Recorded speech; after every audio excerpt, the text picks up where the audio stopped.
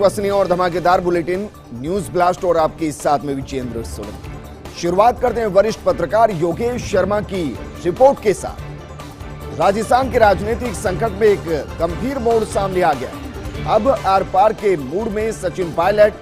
अब टूटने लगा पायलट के सब्र का बांध। पिछले 11 महीनों से इंतजार करते करते अब थक गए हैं पायलट और उनके समर्थक विधायक।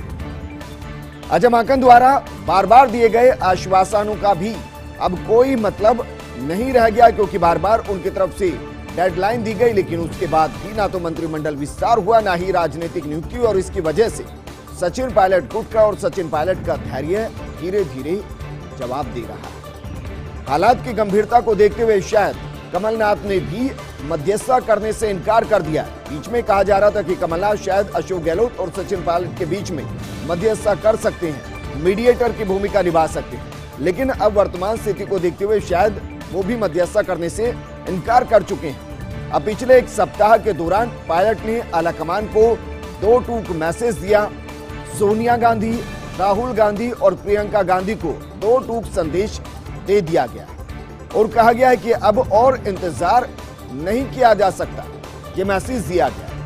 इस पर आलाकमान की तरफ से पायलट को एक और आश्वासन मिला है और आश्वासन मिलते हुए कहा गया कि अगले 10 से 15 दिन में पंजाब संकट के समाधान के बाद राजस्थान के मामले को टेकअप किया जाएगा और ऐसा आश्वासन एक बार फिर से दिया गया। हालांकि सचिन पायलट ने इस पर सहमति जता दी है, लेकिन इसके साथ ही आलाकमान को 2 टूक मैसेज भी दिया और कहा कि यदि इस बार भी आश्वासन पूरा नहीं होता तो फिर वो स्वतंत्र होंगे अपना फैसला लेने के लिए और इसके लिए उनको जिम्मेदार नहीं ठहराया जाएगा। पायलट के इस क्लियर स्टैंड के बाद अब आलाकमान पशुपेश के अंदर है।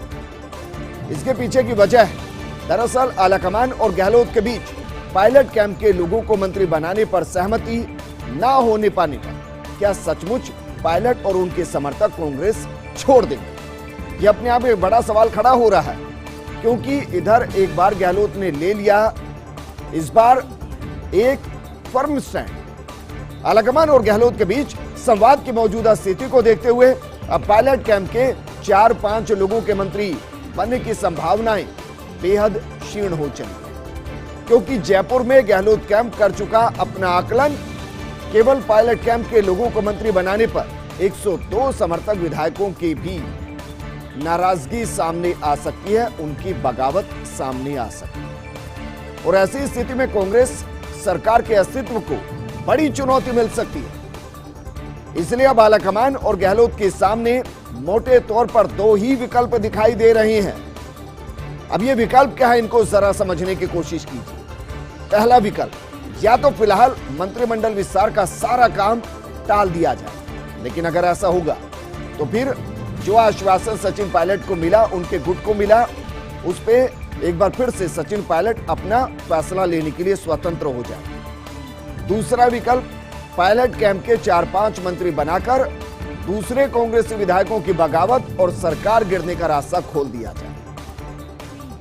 शायद इतना बड़ा रिस्क उठाने की स्थिति में सोनिया गांधी, राहुल गांधी और प्रियंका गांधी वर्तमान स्थिति में दिखाई नहीं दे। अब ऐसे हालात में आखिर कैसे होगा राजस्थान के मौजूदा संकट का हल, यह अपने आप में एक बड़ा सवाल खड़ा हो गया।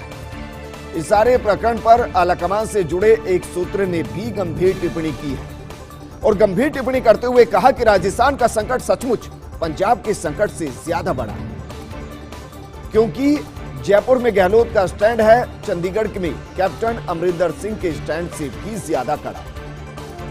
अब इन सारे हालात में एक अहम सवाल खड़ा होता है, यदि पायलट और उनके समर्थकों ने 1-2 महीने बाद कांग्रेस छोड़ दी तो फिर आखिर कहां जाएंगे ये लोग?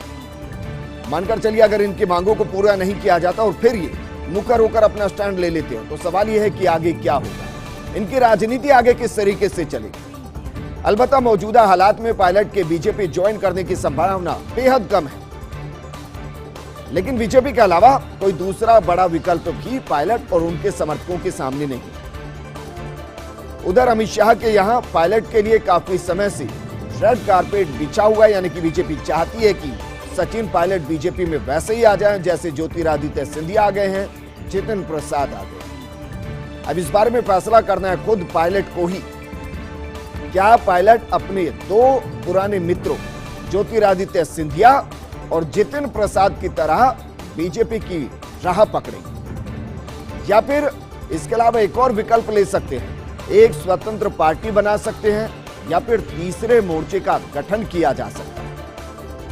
अलबत्ता तीसरे मोर्चे के गठन की प्रक्रिया बेहद लंबी है, तो फिर ऐसे में पार्टी छोड़ने की स्थिति में आखिर तत्काल कहां जाएंगे पायलट और उनके समर्थक, ये सवाल यकीनन सचिन पायलट के जहन में भी होगा कि मांगे अगर नहीं मानी जाती है तो बी प्लान क्या है। ऐसे में पायलट कैंप से जुड़े एक सूत्र ने जो संकेत दिए हैं वो भी हम आपको बताते हैं। दरअसल संकेत दिए गए कि मौजूदा अपमान और उपेक्षा सहने के बजाय अपना एक अलग स्वतंत्र गुट बनाना ज्यादा बेहतर विकल्प है। तो सवाल यह है कि क्या 2023 के चुनाव के अंदर कांग्रेस के खिलाफ यह गुट लड़ता हुआ नजर आएगा? क्या अगले विधानसभा चुनाव में 15 से 20 सीटें जीतकर किंग मेकर की भूमिका में ये नजर आएंगे, और क्या ये वाकई में उचित होगा? लेकिन इन सारी संभावनाओं के बावजूद पायलट कैंप के लिए कांग्रेस छोड़ने का फैसला करना बेहद कठिन होने वाला है, और इसलिए अब करिए इंतजार अगले 2 से 3 हफ्तों का, यानी कि जुलाई के अंदर यह तस्वीर पूरे तरीके से साफ होने की पूरी संभावना।